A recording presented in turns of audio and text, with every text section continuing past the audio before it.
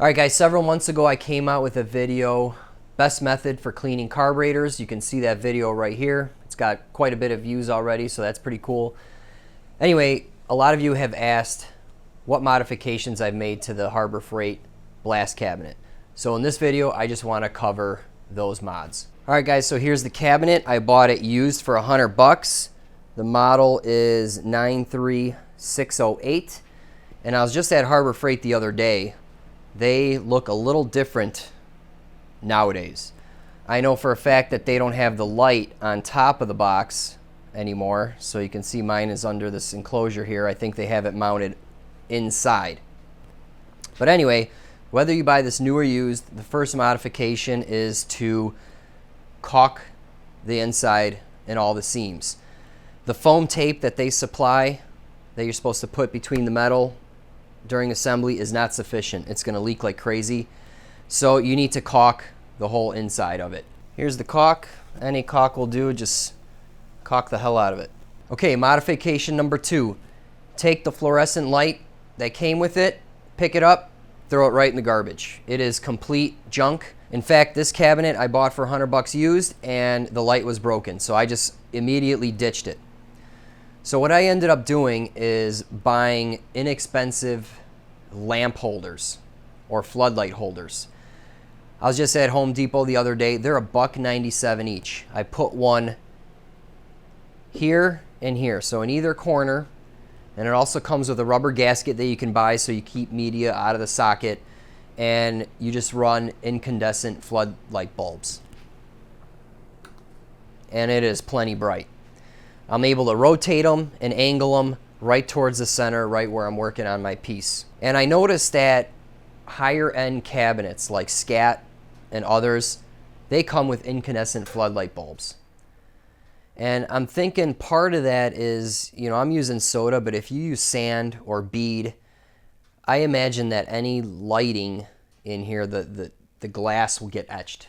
So it's easier to replace a bulb that costs a couple bucks rather than, an expensive fixture. So this is a super cheap and easy way, and I just wired it up in this enclosure back to this switch, and it works perfectly fine.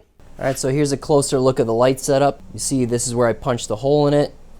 Here's the lamp holder that costs $1.97.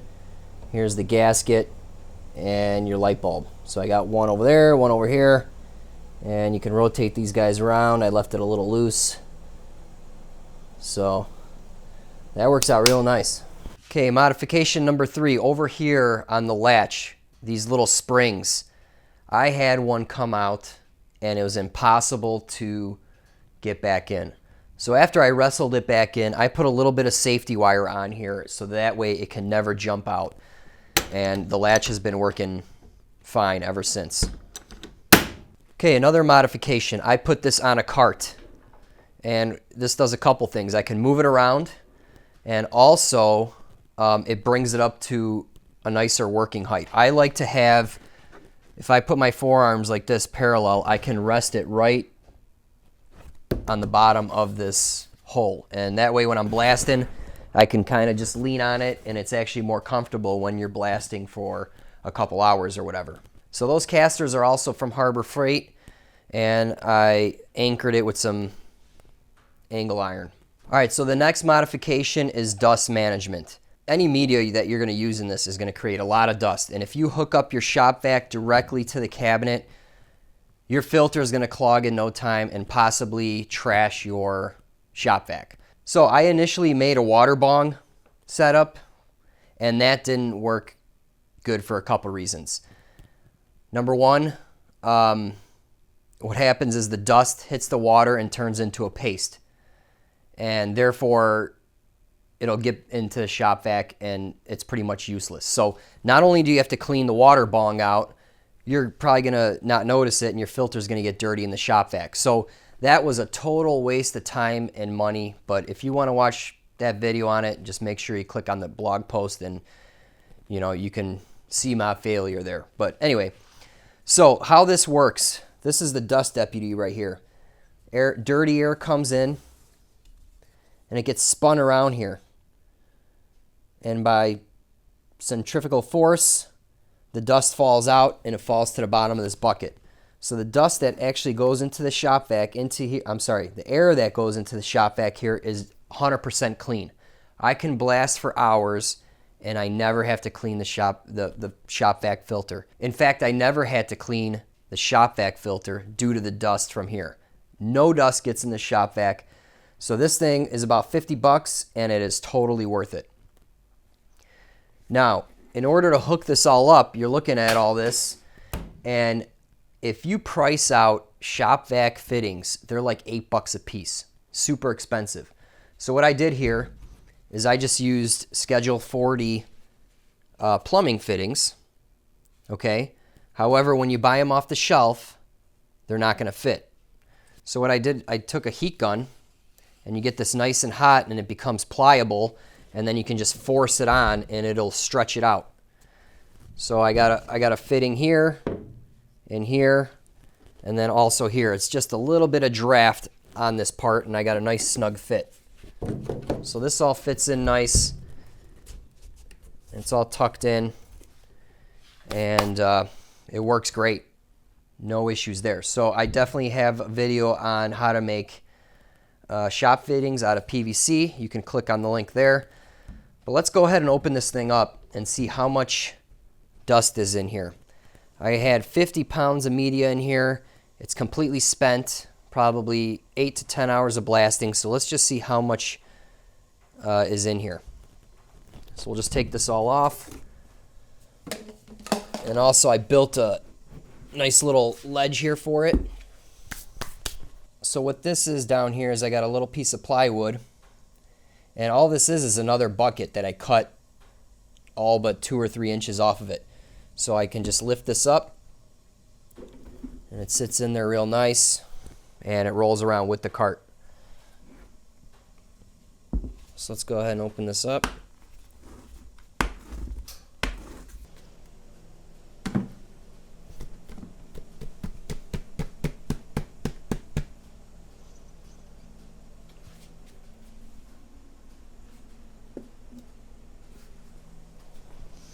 So look how much stuff this catches. It's really amazing. Okay, down here on the door to release all the media, make sure you run a zip tie around it, because you know what? This thing is really easy to turn, and you accidentally knock it loose and all your media falls out. The first thing I did when I got it home, my kids are like, "Hey, what's this, Daddy?" And they freaking opened it up and there was media everywhere. So since then, I always run a zip tie on here after I fill it up.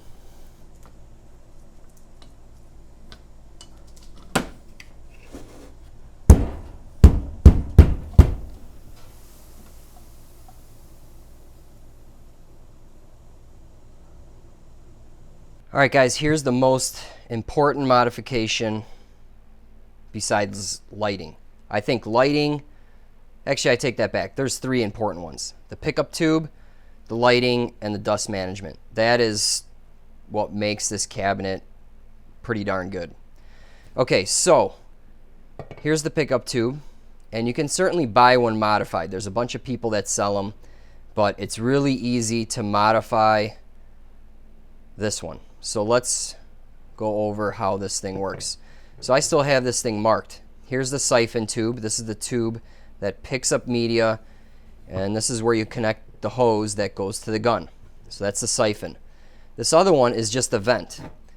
It's up here. You know, this is the top, by the way. This is vented to atmosphere, and this just leads down to the media. Now the problem, as purchased from Harbor Freight, these 2 tubes were the exact same length. So see, this used to be down here. The vent was stuck in the media, and so was this. So what happened is there wasn't a good airflow venting and going up, so the thing would surge. So what you do, all right, let me see if I'm probably gonna have to take the whiteboard out and describe this. But anyway, what you want to do is cut off 1 inch from the end of the siphon tube, as you see here. So the siphon is a little short. Take that inch and put it aside. Okay? Then what you need to do is you need to take a 5/16 drill bit and drill through 3 walls. There's 4 walls here, right? 1, 2, 3, 4. Drill through 1, 2, 3. Do not drill through the siphon all the way. Okay? So there's 3 holes. Now, take that 1-inch section and cut it in half, and then JB weld over this hole that you created here. So we want to plug this hole. That hole should only go through the inner walls. Okay? And then you're going to smash the vent. Okay? So what this is going to do is it's going to allow it's going to allow air to come down, go through here and up. And as that air is moving, it's going to pick up media nice and smooth. Also over here, this is still the siphon, and this is where you attach the hose. I'd say about 3 to 4 inches down, you got to drill a 1/8 inch hole. And that all allows the media to flow freely. Now I found this modification on earlycj5.com. Okay, so I'm going to give this guy credit. He has this all outlined here, and I will link to that in my blog post. I'll send this guy a link, and that way you can modify yours. All right, let me see if I can draw this out.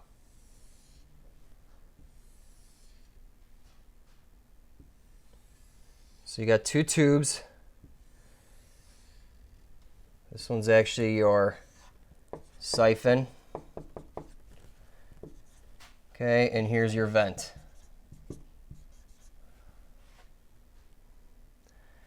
Okay, what you want to do is you want to trim 1 inch off of the siphon side. Okay, so take this, cut it off, and put this aside. Okay. Next, you want to take a drill bit and drill through this wall, and that wall. Okay, that's 5/16. Okay? And then you're going to want to take part of your 1 inch and epoxy it on there. Okay, so you want to plug that hole that you just drilled on. And then also for this vent, you want to smash it. Okay, so now this is a closed tube. So let's think about how this is going to work. Oh, one more thing, and you need a hole up here. So this is an 1/8 inch in diameter, and then this over here is 5/16. All right, so let's talk about how this works now. So you have media that covers both tubes, right? You got media all in here, right? This is all media. So what happens is when you hit the gun, you're going to get a suction or a vacuum here. But if there's media here and it can't go up, it's going to surge, right? So now what we've done is we've added this vent. This air will come in here, and it'll help pick up the media. And also you have this bleed hole here. So this all helps to get smooth media flow. Over here I put a T in the line, and I added